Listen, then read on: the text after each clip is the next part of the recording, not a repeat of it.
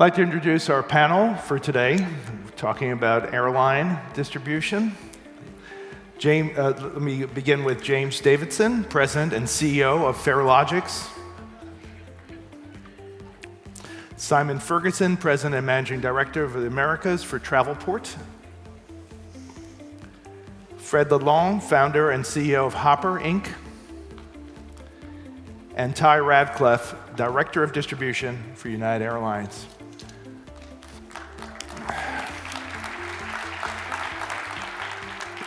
So I have to say, gentlemen, when I was asked to do this panel, I didn't think the news would be so disruptive the week we did the panel. This is like the best thing for a moderator on a panel, right?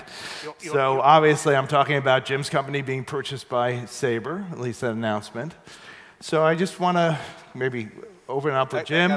You can talk about it a little bit, perhaps. I don't know what you're able to do. And I realize everyone may have limits to what they can say about it, but I'd like to get your initial reaction, what you think it means for the market, and so forth. We'll start with the acquiree. So first, obviously, the deal has been announced. It hasn't closed, so there's not a lot I can say about what ultimately the end is. I can certainly tell you how I feel about it. And we'll get out all the, and I have to say, I've been around this industry, and all of those that have sent me texts and emails over the past 2 days, thank you, I love you. You want to acknowledge, I want to acknowledge that I believe hell is frozen over. And I wouldn't know that, but and so I think that's a good thing, actually. But we're very excited about it. And a quick story: I had my employee meeting yesterday. We do a video thing, and a lot of them were there. And I said, we're announcing that we're going to be acquired by Sabre, and just stares, and just like glaze over. And I said, was my microphone on? And I said, Sabre. And I said, like Amadeus. And they're like, nah. Like IBM. And they're like, yeah, I don't know. And I realized that 90% of our employees have no idea really who these people are, because they're all 21, 22 years old. So, and that really set up the fact that, guys, there's a transformation going on. And if anybody thinks this is 10 years ago, you're welcome to continue to think that. We're very excited about what we are going to do with Sabre and with Farelogix, and I can tell you the response from the market, the customers, our employees is very exciting. Thanks, Jim. So, whatever reaction you can provide, Simon, you're next. What do you think? Well, huge congratulations to Jim. First of all, I'm just glad he's here. We thought he might be up the coast in Malibu in a beach house. $360 million is a pretty good return for some great work. No, we've enjoyed a fantastic relationship with Jim and Farelogix over the years at Travelport. To give just one example, we're working on an NDC implementation for Qantas at the moment.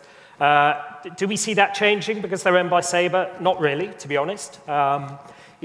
Today we connect 400 airlines into the Travelport platform. Some of those airlines are hosted by our competitors, but it doesn't make a difference. There is a difference between what happens on the IT solutions, hosting, merchandising side, and what happens on the distribution side. And if this leads to a better quality of API for airlines, that's a good thing.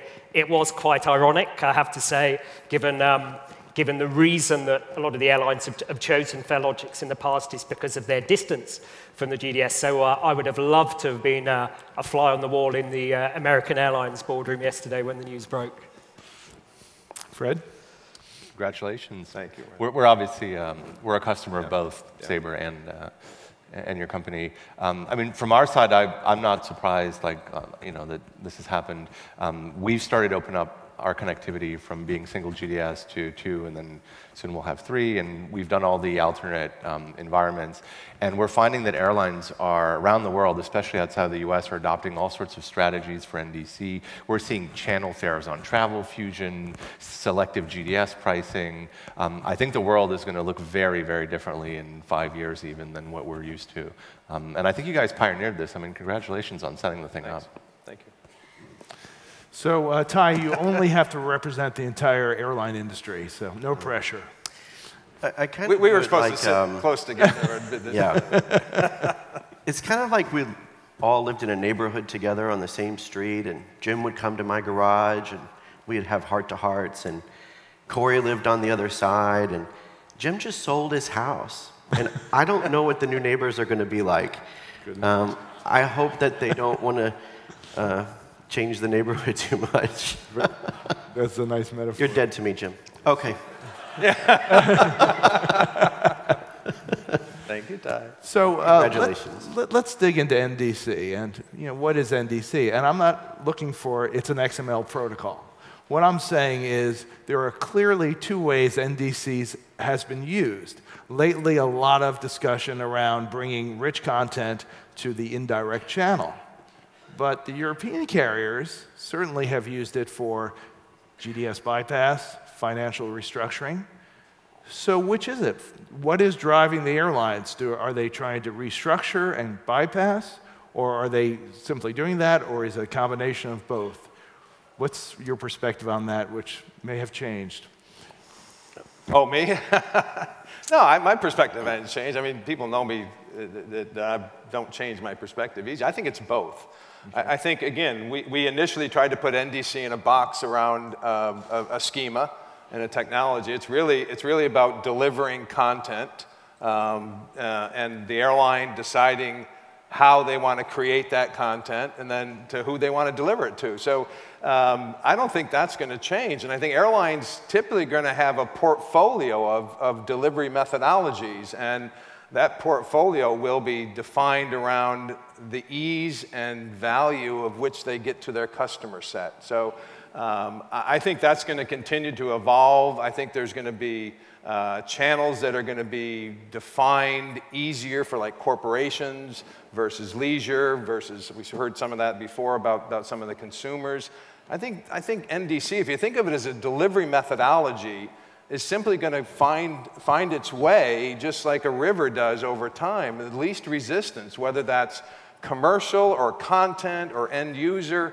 It, to me, is just a flowing river.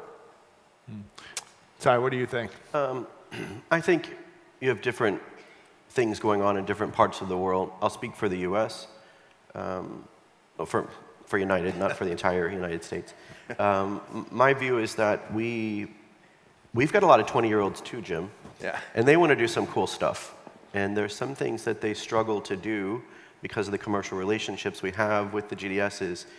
And NDC is going to help us bridge the gap so that we can do the cool things on our direct channels and make them available wherever the customer wants to shop. So for us, it's all about making sure the customers get what they want, where they want to shop. I think if you stand back from NDC a little bit, NDC is a form of API distribution. And to Fred's point earlier, we live in an API-connected economy. Yeah. And the airlines clearly want to embrace the benefits that API distribution provides. API distribution is not new. We first connected an airline API into the Travelport platform 12 years ago. It was Air Canada. Today, we connect 28 airlines via API. So when NDC is an opportunity to standardize that. That's what IATA wants to do. And there are lots of benefits to API distribution. The low-cost carriers have been enjoying those benefits for many years, whether it's dynamic pricing or the ability to merchandise and retail more. So under that basis, API distribution in NDC should be embraced. I mean, I disagree with Tye, of course, that I don't think the GDS commercial relationship is a barrier to that. We've been very embracing of NDC at Travelport. We were the first GDS to become level 3 accredited. We're very confident and very open to NDC. I think he's right, though, that different things are going on in different parts of the world. It's a different environment in Europe. You've got still over 50 airlines flying short haul in Europe. It's deeply competitive. You've got all of the industrial relations issues there. Lufthansa Group have cancelled 18,000 flights this year. That's 600 a day, I understand. So, in the US, it's a very different position. You've obviously got 3 large airlines there. I think it is much more in the US around how can API connectivity be used to do the things that the likes of United want to do around personalization and retailing. But if I wanted to dynamically calculate a fare right now, Simon said I can do it on my website, and if you can't consume it, we're good. Okay, write that down. But, and let me kind of address that. Of course, we want to be able to give you a platform which you can retail through in exactly the same way you would do your direct channel. The reason that doesn't always happen today is not because of any unwillingness on our part to do it. The ATP co-filing method, which is airline-owned, which the airlines have been using for many years, that has some limitations to it. We all know this. It's like the terracotta water pipes that are still under the underground in Rome. They're 2,000 years old, but they still work. That's been some of the limitations. It is taking us time to upgrade that methodology and make sure that we can consume, but that's definitely our aim.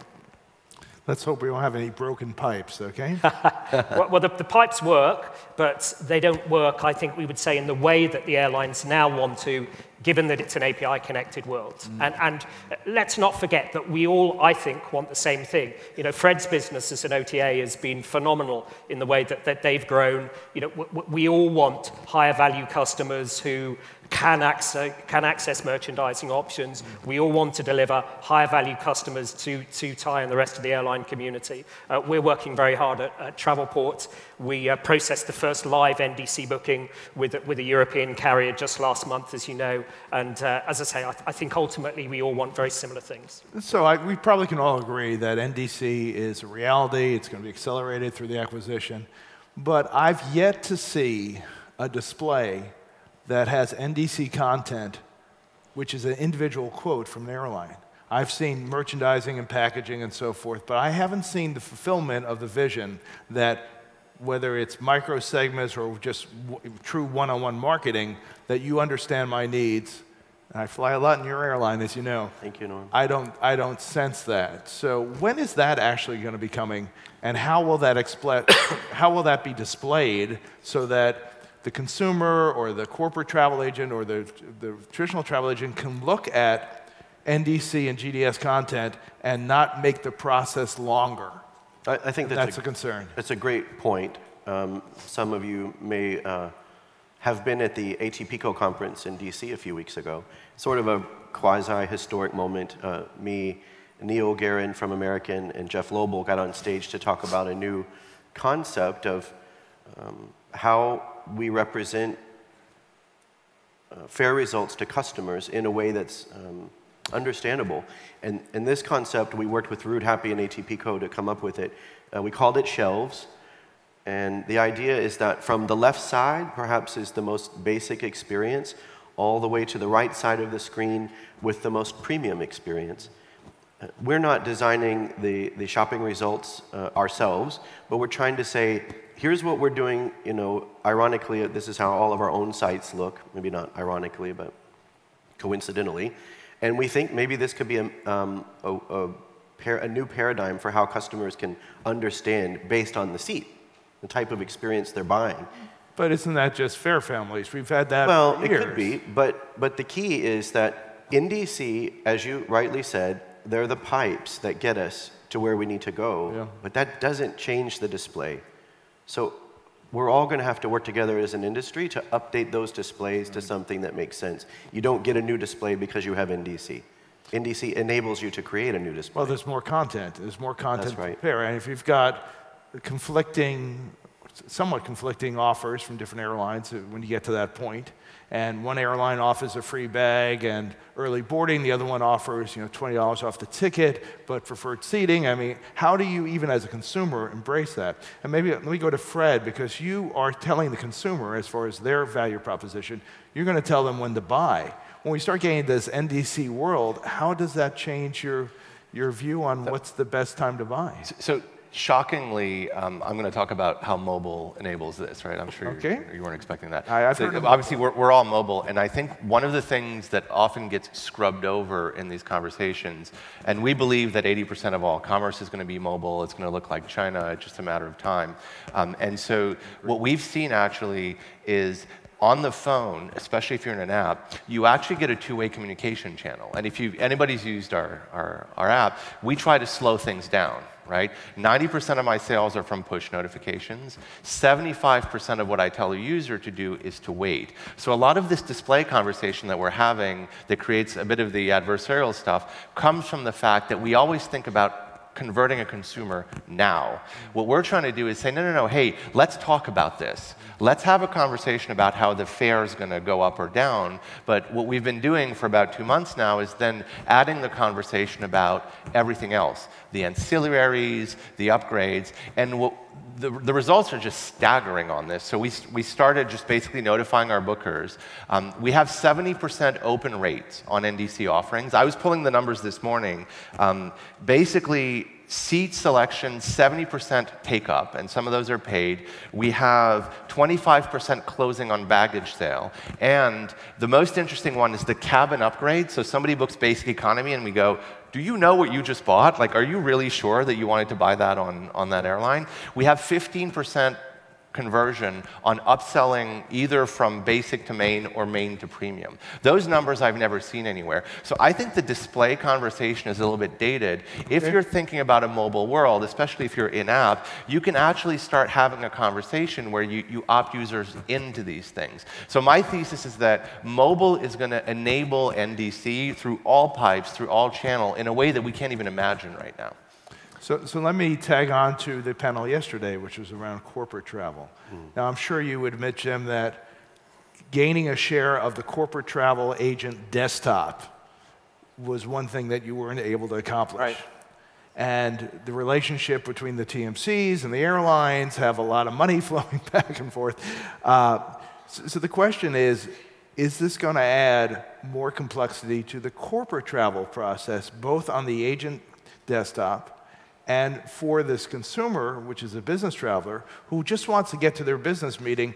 You know, it's fine for them to consider having a package that includes early boarding or better seats. But if it's really that unique of an offer, and well, what does that offer involve, and what is the experience? That sounds like it's adding time to both the self-service and the agent model. So what's your feeling on that? So I think it's pretty straightforward. You know, if you assume NDC is delivering of content, and I agree with Tye, and that you want to get your best content to the right person, and so it does create a longer tail. And I do think display is been a kind of an issue that should have never been an issue, because once you realize that there's enough technology out there to create this, and again, this is what's really changed everything. It's not NDC, it's not Sabre buying Farelogix, because there's a lot of people out there that can do the technology. It's really recreating and reestablishing the relationship between airline and traveler. And that includes actually being on the corporate booking desktop. So one of the things, and again, I would say that is one of the challenges we had. We think that challenge gets fixed pretty quickly because of the relationships that already exist. So I don't think replacing that. I think finishing out the tail is where this is going to go. And then I'll go back to my other comment, and it's always been easy for me to understand NDC as a river. You can only dam a river so much. And with so much of the proliferation of this technology, if you dam it too long, they'll find a way to go around the dam. So the reality is, I think that everybody is now aligned and understanding that here's what I want to do, whether it's Europe or whether it's and they're actually going to have technology in place, whether it's ours or somebody else, that's going to make that happen. So I actually think that the days of the dams are gone. Certainly, that's my view, and that's my view of where we are today and where we're going to believe in the future. I mean, so the answer to your question, Norm, is yes. All of these options and they are adding a huge amount of time and complexity to travel sellers who are trying to cope with all of the different options. And we understand why the different options are there, But you know, we've done a lot of work with our point of sale smart point to make it graphical to allow different fare families to be displayed, regardless of whether they're coming through an API or not. But by the way, when you then put that through the API into the booking tool, absolutely, you know, we hear incredible stories of the amount of time travel consultants are spending to try and explain to the customer these various options. And in this debate about airline distribution, the traveler very often doesn't get mentioned, but the traveler really doesn't care whether it's coming through an API, where it's coming from. They want, you know, frictionless travel. And, you know, the complexity of airline product, if you compare it to 10 years ago, is quite mesmerizing. And we all feel the impact of that. The time it takes flights to board now has gone up by somewhere around 50% because of the different options around baggage. So, so I think we've got, to Fred's point, to think not just about the booking, not just about the display and the booking, but how does this process get managed through the rest of the booking flow? And that's fundamentally what we do with a lot of our customers. It's the post-booking flow, making sure that changes can be managed, interlining, voluntary and involuntary changes, schedule all of that heavy lifting has to be done, and it has to be done in a way which is frictionless to the travel seller and the traveler. And that's, I think, the piece that we really need to work hard with the airlines on, to make sure that, of course, they want to retail from the next generation perspective, but let's make sure that the overall flow is still one which is to the benefits of the traveler, leisure, and corporate. Did you have a comment on that, Tye?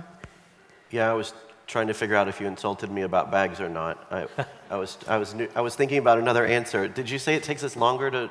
Could you say that? I think, yeah, so the time it takes for people to board flights now, there are many studies out there that show this has increased dramatically because, you know, once upon a time you could count on putting your bag in the hold. Obviously people are, you know, if you look at Americans' policy around, you know, no baggage in the aviation, people are trying to cram more baggage on because the product's been unbundled. That's having an impact on boarding times. It's just one example of where if you make the product more complex, it can have an impact on the consumer experience. Yeah, we've found that our basic economy product actually helps speed that along, because the people that are paying the lowest amount to fly on the plane are not allowed to have a carry-on, and so that helps with bulk-out issues. Our most valuable customers now don't have to gate check their bag when they come from the club at the last minute, because we have that type of overhead space. But thanks for clarifying that point. We were talking about the complexity. Yeah. Specifically for the corporate travel, the desktop, and also the... So I was thinking about my conversations with, it rhymes with Manmur, large corporate booking tool. We're working, we're working together closely to try to figure out, look, we've put these capabilities in the hands of our salespeople now to say, go out and do cool things. You know, give a discount off of an ancillary, or for free, or whatever you need to do to create like a Acme bundle, right? What can you do to make it cool? But Manmur, I need you to make it visible and clear for the customer to understand what they're getting. So, challenge, yeah. And we're working closely together to make that happen. We're working with all the corporate booking tools, but that's a critical piece. If you don't change that and allow me to create, you know, bring the new content that my salespeople are creating, then it kind of is tough. But I think it simplifies the job of the agent when I'm bringing the fare that the customer wants right to them, in front of them, easy. I'll even change the name of the fare to, you know, Acme. Okay, so we have only a couple seconds left. And one of the things that occurred to me, whether or not, you know, NDC has been used for direct distribution, bypass, and financial versus bringing it through the indirect channel, are we creating another class of full-service carriers that have a lower distribution cost that then creates really three types of competitors, not just low-cost carriers, but different types of full-service carriers that have implemented NDC at a lower cost than those going through higher-cost channels? Is there any fear of that, or what do you think is going to happen as a result? I can tell you, we don't have legacy, right? So we don't have this huge business that we can try to leverage to get undue economics. We don't have existing connections. And when you start from a blank slate, and by the way, we're not the only ones. Andreessen Horowitz just put money in a company at $1 billion that competes against Manmur, right? So this is happening. There's new companies coming up. Ultimately, lower cost is better for the consumer. Yeah. Great. Well, this has been not long enough, as a lot of people say. But I want to thank Jim and Simon and Fred and Tye for your time, your participation, and thank you for your attention. Thank you, Norm.